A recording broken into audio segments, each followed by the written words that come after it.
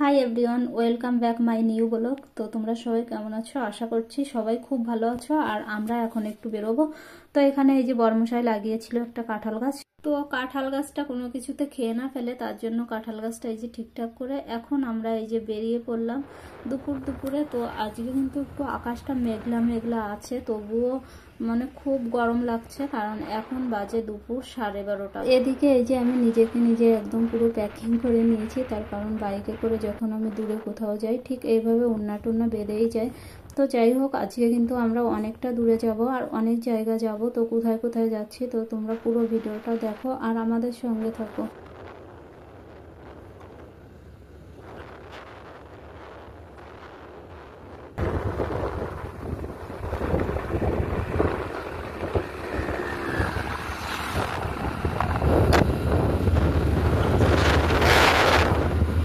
আমরা এই যে ঘর থেকে চলে এসেছি এখন অনেকটা পথ।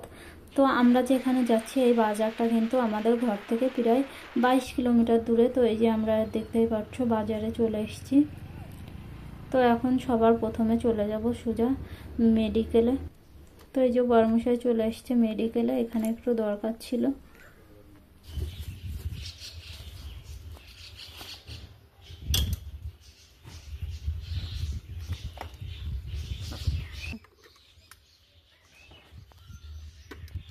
তো বর্মশাইয়ের এখান থেকে কিছু নেওয়ার ছিল, নিয়ে নিয়েছে। এখন আমরা যাব সোজা বাজারের দিকে। তো তার আগে বর্মশাই এই যে একটু জল খেয়ে নিল, তার কারণ আজকে কিন্তু প্রচণ্ড গরম পড়েছে।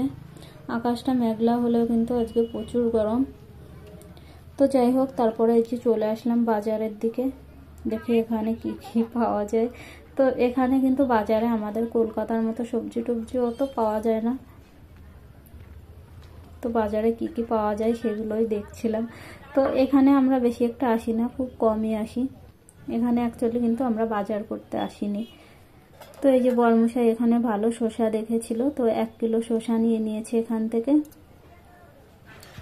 তারপরে এই যে চলে এসেছিলাম এইদিকে, জামা কাপড়ের একটা দোকান দেখলাম। তো বর্মশাই বলল চলো ভিতরে যাই, কিছু নেওয়া যায় কিনা দেখি। তো এই যে জামা কাপড়ের শপিংয়ের ভিতর আমরা গেছিলাম। ছোট্টখাট্টো একটা জামা কাপড়ের শপিং ছিল। তো জামা কাপড়ের দোকান থেকে তেমন কিছু নিইনি, দুটো ওড়না নিয়েছিলাম ওখান থেকে। আর এখন আমরা যাব বাড়ির দিকে, কারণ লেট হয়ে যাচ্ছে অনেকটা। আমাদের ওখানে আবার বাজার যাওয়ার সময় বাজার করে যেতে হবে। তো বাজার থেকে কিন্তু আমরা এই যে বেশ খানিকটা পথ চলে এসেছি। আর এদিকে এসে যে দেখতে পাচ্ছি কিন্তু প্রচণ্ড পরিমাণে বৃষ্টি হয়েছে। তো ওখানে আমরা যখন বাজারে ছিলাম তখন কিন্তু মেঘ ছিল হালকা, কিন্তু বৃষ্টি বর্ষা ছিল না। তো যাই হোক, আর একটু সামনে এসে এই যে এদিকে দেখতে পাচ্ছি বৃষ্টি হয়নি, কিন্তু প্রচণ্ড পরিমাণে ঝড় ছেড়ে দিয়েছে। আমার কিন্তু ভীষণই ভয় লাগছিল, এরকম মনে হচ্ছিল গাড়ি উড়ে যাচ্ছে। তো বর্মশাইকে আমি দাঁড়াতে বলেছিলাম, কিন্তু দাঁড়ায়নি। আস্তে আস্তে করে এই যে বাজারের এক সাইডে এসে আমরা এখানে দাঁড়াই। তো এখানে আসতে না আসতেই কিন্তু প্রচণ্ড পরিমাণে ঝড় বৃষ্টি হচ্ছে। তো দেখতেই পাচ্ছ, এখন দাঁড়ানো ছাড়া কোনো উপায় নেই। তো বর্মশাইয়ের আমি এখানে দাঁড়িয়েই রয়েছি।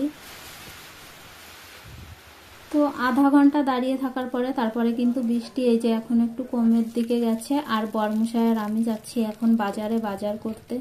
তো ঝড় বৃষ্টি হওয়ার কারণে কিন্তু বাজারের লোকজন একদমই কম।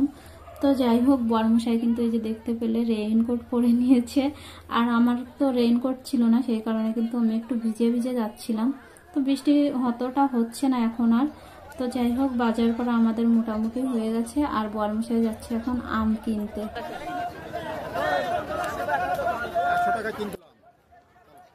আর এখন বাজে সন্ধ্যা 6টা। তো আমাদের বাজার করা হয়ে গেছে, এখন যাব আমরা ঘরের দিকে। তো এই যে বর্মশাই দেখো কত আম কিনে নিয়ে এসছে, 3 কিলো আর 2 কিলো 5 কিলো আম কিনে নিয়ে এসছে। তো কেসরি আম ছিল, এখানের এই কেসরি আমগুলো কিন্তু খেতে সত্যি খুব ভালো লাগে। তো যাই হোক, বাজার টাজার করার পরে এই যে চলে এসেছি আমরা, এই যে রাস্তায় আছি এখন। আর আমি ভিজে ভিজে দেখো আমার এই যে কি অবস্থা হয়েছে, আমাকে চেনা যাচ্ছে না। তো যাই হোক, বর্মশাই রেইনকোট এনেছিল বলে বর্মশাই ভেজেনি। আর আমি ভিজে ভিজে এই যে পৌঁছে গেলাম এখন ঘরে। তো তোমাদের সঙ্গে দেখা হচ্ছে নেক্সট ভিডিও।